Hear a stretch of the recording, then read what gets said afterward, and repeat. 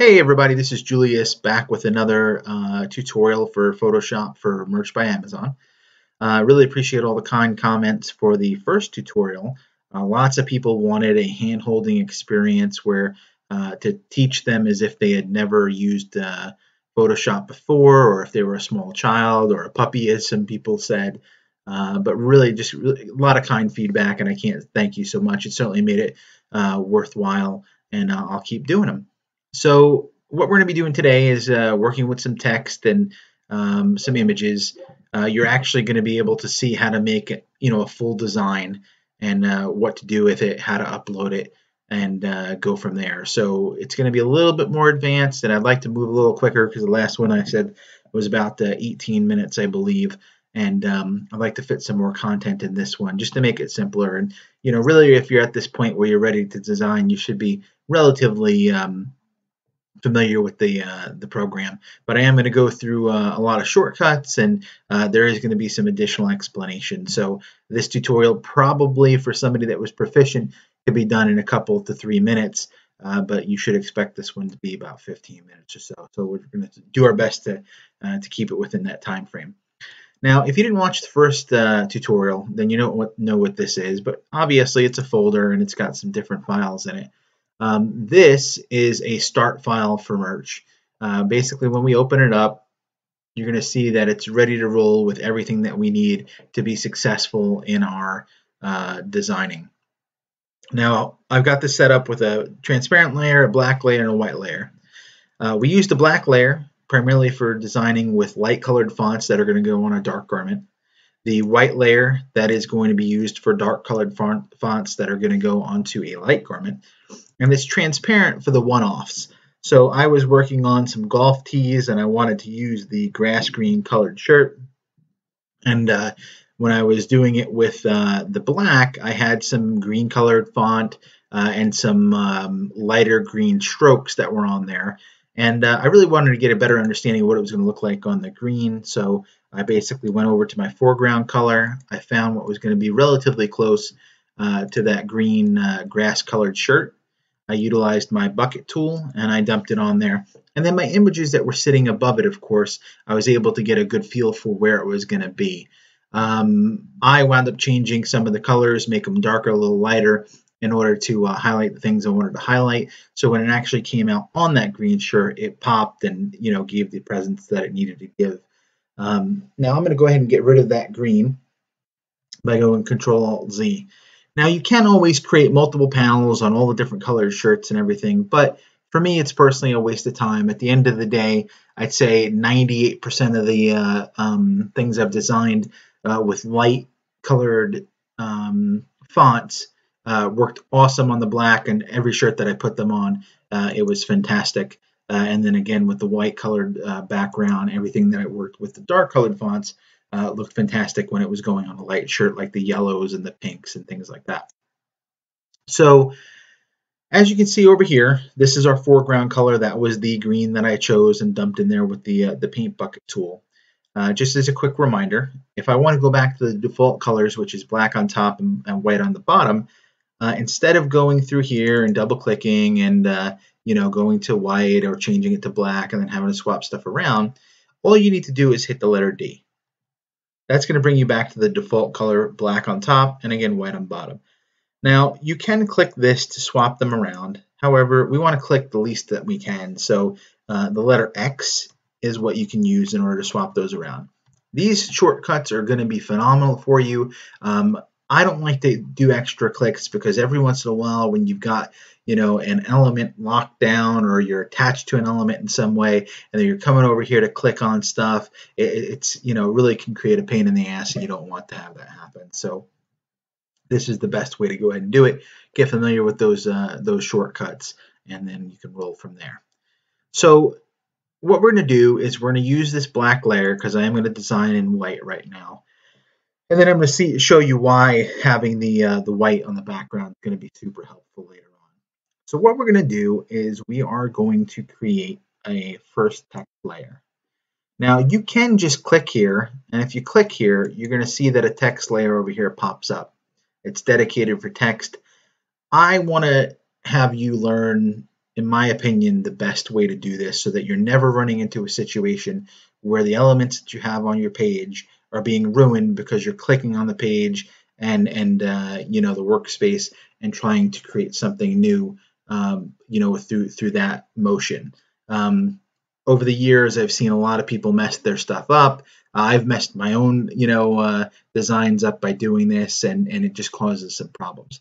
So what I suggest that you do each and every time that you want to utilize a new layer is you come over here to the layer, create a new layer tab, and you actually just click it.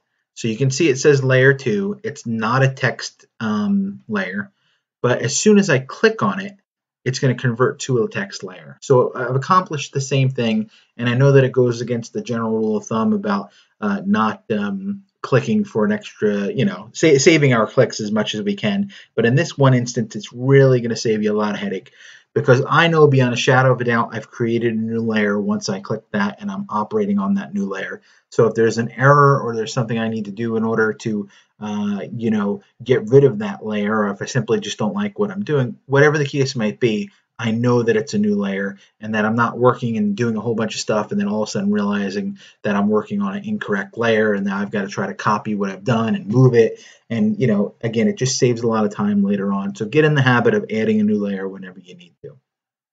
So the first thing that we're going to do, we're going to make a little design that just says I love mom. And we're going to do it this way because it's going to be a scalable design. Now you can see I just typed the letter I, and when I'm hovering over the actual letter or the cursor, or if I have a bunch of text or a longer word, I can click and move my cursor wherever I need to based upon being over that text object. If I move my cursor away, you can see that it becomes this move tool. Okay, so I can move it. Now, if you see I'm moving it, I've got a really powerful system that I'm operating off of, and you can see that there's some lag as far as moving it. That's a total pain in the ass. And the reason why is every time that this cursor flashes, it's sucking up frame rate, and so I can't get a decent move on here. Now, what I would think that everybody should do is just simply, if you're going to move the text at all, use the actual default tool, and then what will happen is you can move that around with no lag, and it looks fantastic. And this is going to be super helpful when you're trying to really manipulate text into a very fine position, or you're moving it, or you're making some type of transition to it in any way, or transformation, I should say. That's going to help you out. If you're moving text, always use the move tool. You can always come back to the text tool and then click right over it again, and then you can make some alterations if you misspelled a word or you want to change the way that the font looks, or whatever you need to do. So again, we've got this letter I. Now we're going to come over here and we want to create another layer. So even though I've got the no symbol there, I can click over this and click the layer. So now I know beyond a shadow of a doubt that I'm not working on this I layer anymore. I'm going to brand new layer. I still have my text tool open, and I can come over here and I am going to write in caps mom. So I've got my I and I've got my mom. So I want to move this I around a little bit and just put it basically right there. Now I know that this isn't centered on the screen, and we're going to get to that in just a minute, so don't worry about it, because I am super anal about having everything being perfectly centered, and most people are. They want it to look super nice, but we're going to get to that in just a minute. So I've got I've got mom, and now we need our element that's an image. So what we're going to use is this custom shape tool. So if you click on this and pull it out, you've got rectangles, rounded, ellipses, line tool. We want the custom shape tool, because in Photoshop, it comes with all of these wonderful shapes. So cats, dogs, I mean, think about all of the opportunities you have with just what comes in here default. I mean, it's insane. People need to be utilizing this. It's going to be a huge help. There's no trademark infringement. There's no issues with any of that type of stuff when it comes to this, because it's all part of the Photoshop,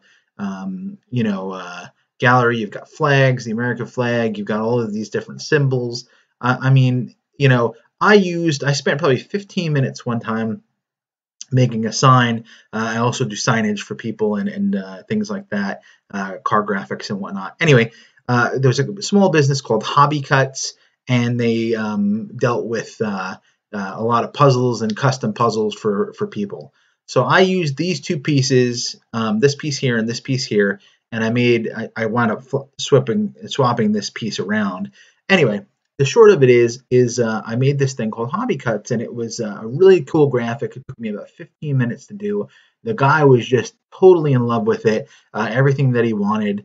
And it was simple and easy, and you're going to get there too. So just be happy. Look at these hands. So anyway, for this, we're going to be utilizing this heart image. So what's going to happen here is, again, we're going to create a new layer, and we're going to make a heart. Now I know I want this heart to be in here, but I'm going to make it over here on purpose. Now, when I drag it, you can see I'm just left clicking and I'm dragging, and it's not holding its proportions. We want to constrain those proportions. The way you do that is you simply hit Shift. And you see what happened? I'm hitting Shift and it's changing. Now when I move this, it's holding its proper size, its proper shape, and it looks beautiful. So I can make it, I can drop it there, I can let go of my left click, and now I've got a beautiful heart there that I want to retain. Now that heart was white, and it was white by default. If I want to change that color, which of course I do, I'm going to double click on the actual shape. Now whatever color I decide that I want in this preview, you can see that it changes. So blue, whatever, again, whatever you want. This is really self-explanatory. I don't need to go into too much with that. But I'm going to keep it red just for simple. So when you look at this, now you can see on this black background that there's this white line that's around it. So when I look at the actual shape, and this is my shape bar, I can see that my fill color is red and my stroke color is black.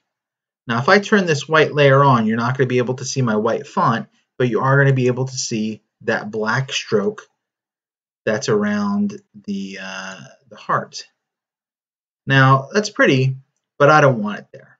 So I'm going to change this stroke color to be this red. So now you can see I just got rid of that black stroke. There is still going to be a fine line because it's a smart object, and when I turn my white layer off and I bring the black on, you're going to still see that white line. That's not going to be apparent in anything that you would print out. So just be cognizant of that. We're not rasterizing that image, and we're not rasterizing that image on purpose.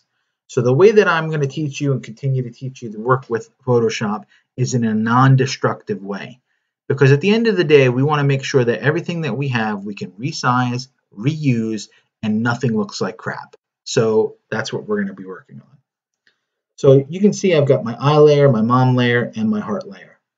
Now we want to go ahead and center this. So I zoomed out, and there's a couple different options. At the end of the day, what we want to do is we want everything to be aligned down the center of this. We want the eye, the heart, and the mom. So we're going to use our move tool. We're going to select our heart, and we're going to get it basically where we want it. Okay. Now I'm going to leave it over here, but that's basically where I want it, between the eye and the mom, for right this second. Now what I'm going to do, in order to get this all to move, we're going to be using this move tool. Now, if you see this bar up here, it's not highlighted. I can't click on anything, and that's because I don't have multiple objects selected. So if I select multiple objects, so at least two of these, so I'm going to hold Control down and select mom as well. Now they highlight. Now, the reason why is this is going to align it to each other relative to the other object. So it would not align it straight in the middle of this page. Okay, so we don't want to do it yet. But what we're going to do is we're going to select all of these items. So I can hit Control again and hold down for eye. Or if you see this and you know that these are the three that you want, a faster way of doing it is holding down Shift and then clicking the other object at the very end. And then all of these objects, they're not linked yet, they're not grouped, they're simply selected at the same time so we can manipulate them all at the same time. So now what we're going to do, and again, you can see that I can move these around like this. So just to show you, if they're over here and I click this center line, you can see that they center aligned, but they're offset to the center of the page. So everything that we're going to do as far as alignment is concerned, for the most part, is going to be aligned to the page. So I'm going to hit Control-Alt-Z to undo what I did. So again, to step backward one, you could either go up to Edit and click Step Backward, but you can see it's Alt-Control-Z or Control-Alt-Z. And what we're going to do now is we're going to, while we have all of these objects selected, and specifically on the Move tool. So you can see if I move to this, I lose those options. So I want to make sure that I'm on the Move tool, and I'm going to hit Control-A. Now that selects the entire page, and anything that I align to this page, or align with these tools, or going through layer and then down to align layers to selection. So you can see that these tools here are the same tools that are up here. So going into this menu and doing all those additional clicks is a waste of your time if you're selecting this this Move tool. Now, if you are on something else, you can still go into layer and align and get those tools. But why do that when it's so simple to click this Move tool? So anyway, so what we're going to do now that we've got this selected, so again, just to step back, I'm going to deselect that, and we've got this. So I'm going to hit Control-A. So we're to this point where everything is selected. We see that our three objects are selected as well, and we are on the Move tool. We can click this button now, which is Align to Horizontal Centers, and you can see that it's in the middle of the page now, exactly where we want. So now, to deselect our page, because we don't want to keep these marching ants on live the entire time, you're going to go Control-D. So that's going to deselect. Now, you could click here and then click here, but again, those are extra clicks that are a waste of your time. So really, we just want, while this is selected for the entire page, just go Control-D. So again, we're on our Move tool, and what we're going to do is, when we're looking at this, we want to tighten up these gaps because it looks nice, but it could look better. And tight and clean, that's what we're going for right now. So what we're going to do is we're going to leave the heart where it's at. We're going to zoom in onto the thing, and by zooming in, I'm using my mouse roller and the Alt button. So I'm holding Alt down and I'm rolling in and out on my mouse. There's other ways that you can do it as far as zooming in and out, but that's going to be the easiest thing and the most proficient, most expeditious way of getting zoom in or zoom out. Anyway, so I'm going to click on my eye right here, and I could use this tool and move it around. And when I move it down like this, I can see, and you can probably see, boom, it snaps into place right there. So that's aligning itself with the top of that heart. Now that's okay because you have this curve here, but really we want it to be up a little bit. We don't want it to be jam smacked into that. So one of the cool things that you can do is, while you have this tool, this move tool selected, you can use your arrow up and down keys to move this in a microscopic way, however you need, in order to get really, really close, pixel by pixel. It's super nice. It's just a great tool, and you should be using it. So again, you've got the Move tool on. You've got your object that you specifically want to move. You could left click and move it around, or you're just going to use the arrow up and down keys or over keys, depending upon what you're looking to do, to position it to make sure that it's where you want it to be. That looks great. We're going to move Mom up. So we select Mom, and again, we're going to use our arrow up and down key. You can, like I said, use this, but we want to just make sure that everything looks right, and that looks perfect. So that's what we're going to stick with. Now, some people say, well, you could have made these two into one, and just, you can, I'll show you what you can do and why you don't want to do it that way. So some people say, well, you could just go I, and then hit Enter, and then write Mom. And that's true, but we don't have the ability to manipulate this the way that we can manipulate the independent layers. So you're going to want to work in independent layers, and I'll give you another reason why. So I'm going to delete that. This is a scalable design. You can take this and change Mom to anything. Dad, brother, sister, uncle, cake, chocolate, poop, whatever you want. You can change it to whatever and make multiple different copies and have those. And when you get to the tier, 500 or even 100, if you're struggling with slots, I advise you to go through and see, hey, what designs do I have, especially the ones that have sold, and I can change that to something else. I love chihuahuas. I love cats. So that's the concept behind having a scalable design that's going to be good, for multiple different, genres, niches, whatever you want to say. So we've got this. Now, obviously, this whole thing is our allowable real estate for merch. I don't expect anybody, you use as much as you want, but going out to the edge, if you've ever ordered one from merch, I actually filled in one with black and went ahead and ordered it for myself just to see exactly what was going to come in. After I finally got it, I went ahead and looked at it, and it's too big. I mean, it just genuinely is too big. So I always go about a half an inch from the edge, if not even an inch sometimes, and then about an inch down. So you can set up rulers if you want, and so you just click on that and bring this in, to the points that you don't want to pass. And bear with me here one second. There we go. And so I would operate inside this area here, and really not all the way to the bottom either. But for the most part, most of my stuff is centered in this area up here.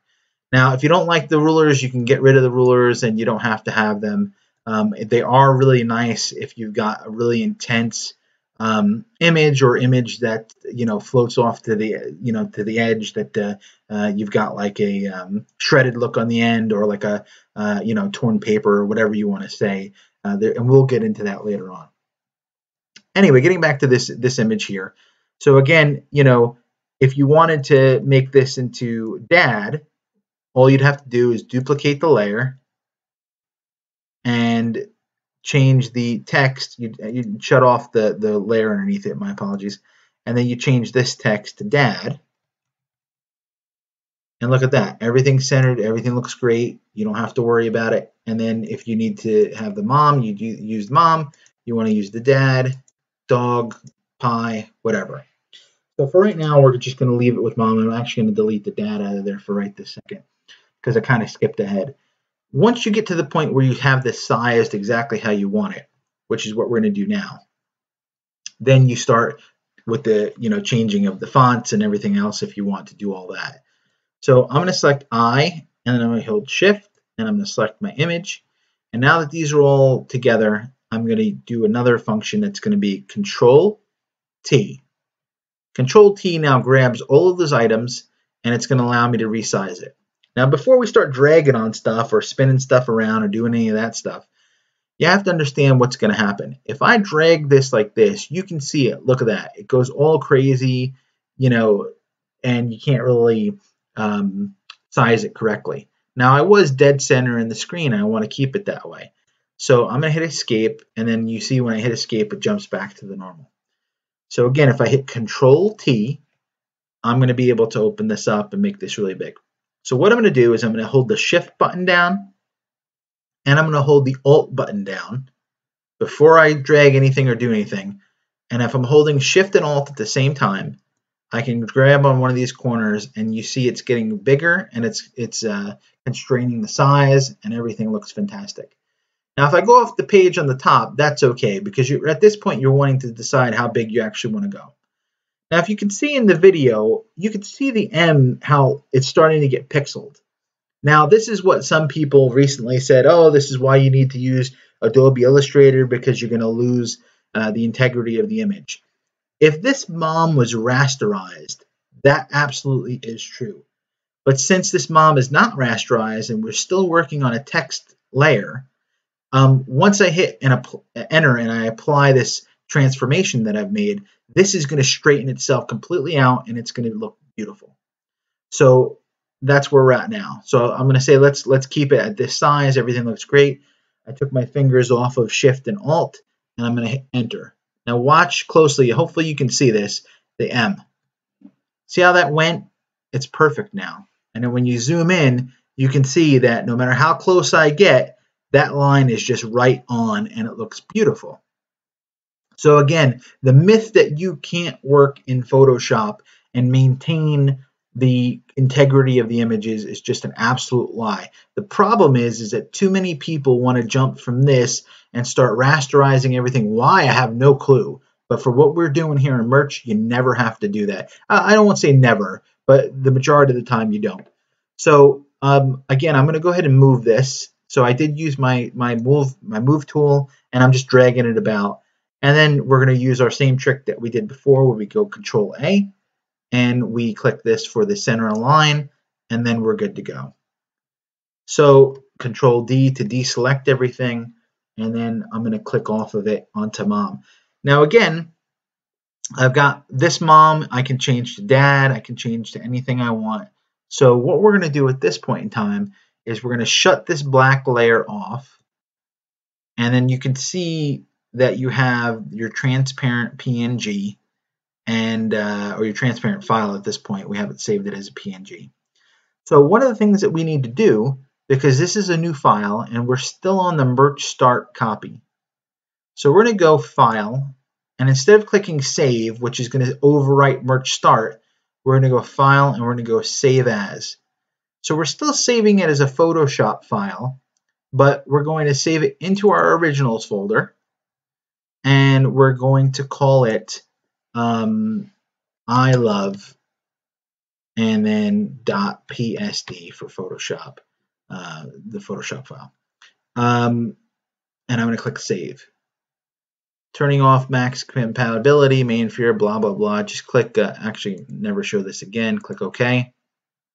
And now we've got our I love PSD file, and it's an original. So you can use that and keep that, and you're good to go. So what we're going to do now is we're going to save. So this is our original, and we're going to save our actual image into our folder, this folder, which should be named 7117.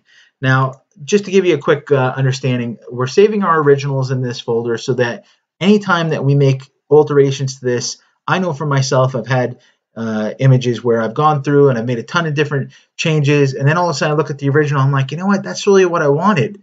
So by keeping it original here and then producing all of our copies outside, if I ever want to go back to that original, I've got it and it's ready to roll. It's really, really nice. And then if you want to help other people out, like I've done, I've taken original designs and basically handed them out. There's plenty of money to be made on the t-shirts. There's plenty of money to be made. And I really love this community. And so having this opportunity to be able to share this type of stuff with folks and be able to, really truly give away some designs and get people, rolling, I'm happy to do it. So if there's something you need or you want, it worked out in Photoshop, I'm happy to do it. I'm not looking to make any money. I just want to see people succeed, because there's nothing better in this world than working for yourself, So anyway, so we've got our folder, and the reason why this is 7117, not 7117, goodness gracious, what was I thinking? It's going to be 10/1/17. Sorry about that. So October 1st, this is when I made the original tutorial, and for everything that we're producing for the month of October, we're putting into this folder. Now the reason why we do this is so that next year we can go back to this folder and say, all right, at the end of October, these designs that I created, or through October and as they sold throughout November, December, and so forth, which ones really sold, I can go in there and I can make a master folder of quality designs, and the ones that didn't sell, I can retire, or I can look to modify. How can I make it better so that it will sell? And then you separate those out. But you want to be able to go back to it and say, okay, this is when I did it. And quite honestly, like I said before, if you start dumping everything into one folder and you've got tons and tons of images and files all over the place, it's going to be a total pain in the ass to find anything, and you're just going to get frustrated. We want to set you up for success and make sure that everything is streamlined in such a way that you know where to go and how to get to the documents when you need to. So we're going to go ahead and save our copy, save another one. We're going to arrow up and go into our thing here, and we're going to save this again. But we're going to list this as copy.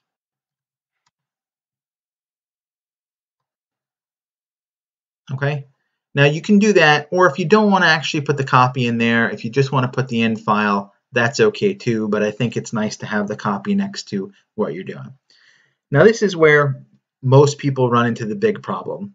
They're going to go in here, and if you look down here, you can see that this file size is 4 megabytes, and they're going to go save as, and they're going to drop down here, and they're going to go to PNG, and they're going to put it in here, and then sometimes, depending upon the amount of content that you have in a file, this file size is going to be massive and probably too big to actually upload to Merge. So what you need to do, and I've never had, no matter what file size it was, any issue with this at all, is you're going to go over here to Save for Web. So when you click on Save for Web, it's going to open up this, and often you're not going to see anything over here. If you do drag it around, you can get to where you actually see the image at some point. I don't ever worry about it because I know what's going on with it. PNG 24, transparency checked. And you are going to, here's your sizes right here, 100%, so you're not changing anything, and you're just going to click Save. Now it's going to show where you can go for, and I will be blurring that section out, where you can go to get your stuff. And so we're going to go into our merch folder, we're going to go into 1017, and we're going to see I love copy PNG. Now, often what I do is if I make this same image and then I change the white font to black, then I'll put in here white. However, it's going to save, a thumbnail in there. You're going to be able to see it. So it's not really necessary, and I actually stopped doing it. But some people want to do it depending upon if they have multiple different colors, or if the image is really small, or maybe you just have a hard time, or just want to keep, a list file instead of the actual thumbnails. Then that's going to help you differentiate which one you want and which one you're going for. But anyway, you're going to click Save, and then it's going to, you're going to be good to go. So now that's a complete file ready to roll, ready to upload to Merge. When we go into our Merge folder, you're going to see that's the copy and that's the actual image. If I double click on this, you can see that where it's at, and you can see it absolutely looks beautiful. So what we're going to do now is we're actually going to upload this image to Merge. And I'm going to create it for you guys to go and actually see what it looks like on there. Now I am going to pause the video while I log into my Merch account because you all don't need to see that. So bear with me for a second. Okay, through the power of this awesome programming software, we're able to just instantly jump here. So anyway, we're all familiar with this page. So we're going to click Upload, and we are going to blur this out again, and we're going to Desktop and going into our Merch folder, and as you can see, there it is. So we're going to click that and open. Saving. See how quick it worked? Super, super fast. Now, you don't have to wait for the image to appear here. Some people do. I don't. As soon as this highlights and I'm getting ready to go, boom, I'm going through it. I don't need to wait for that to populate there. Now, that one populated really, really quick, but anyway, you can see that it looks nice on this silver shirt, but phenomenal on the black. So I'm going to put it at the black, the blue, heather. I don't like it on this heather gray because it's a pretty light. So this is one where I would use black font, where I would put a stroke around the image. But other than that, it looks great. And there we go. So why not make it in youth? Everything's going to be good to go. This is not a tutorial about keywords or anything. I'm literally uploading this so you guys can see what it is for MBA. Make sure that we're not upsetting anybody, and then tutorial.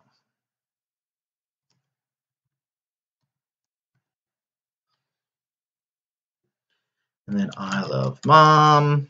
And then, yes, you would put your keywords in here, and you would put stuff like perfect gift for all Perfect gift for men, women, children, all. Oops, the children of all ages. Whatever you want to put. There's other stuff. I have my own, spreadsheet of keywords and things like that, and I usually keep them on, a folder here, a notepad where I can copy and paste, and it's a little more old school. I know there's some tools out there, and we're not going to get into all that. This is literally just about posting this so you guys can see what it is. So anyway, so you're good to go. Save selection. And then I'm going to include the link. Now, the reason why I'll include the link is so that you actually can go on the website and see, see the shirt completed and actually look at it and get a feel for what's going on with it. So I'm going to click this sell public on Amazon, and then I am going to pause this for a quick second because, again, I don't want to go back to my Amazon page and be right back. Hold on a second. All right, so that's uploaded, and once it publishes, I'll go ahead and include the link because, again, I want you to be able to see it. Of course, feel free to buy it, but realistically, it's honestly not up there for that. It's just a lot of people are going to want to see, well, hey, how did it actually come out? What does it look like on the shirt? When I bring it up, how's it actually being presented? How big is it on the shirt? Whatever the case might be, just take a look at it, and of course, use that. Make that design your own. Change it around. Put some different, shapes in it, whatever, and just make it look perfect for you. And, that's what we want. We want it to be ideal. Now, this is a 36-minute tutorial, and certainly I didn't want it to go that long, but again, I wanted to make sure you guys had all of these elements, and again, this is a hand-holding video. So thank you very much. If you need anything else or have any other questions, comments, or concerns, put them in the comments below, and then we'll go from there. So again, I'll try to make these a lot quicker. I really hope that this one was going to be about 15 minutes long, and it's well over that. So thanks a lot. Have a nice night.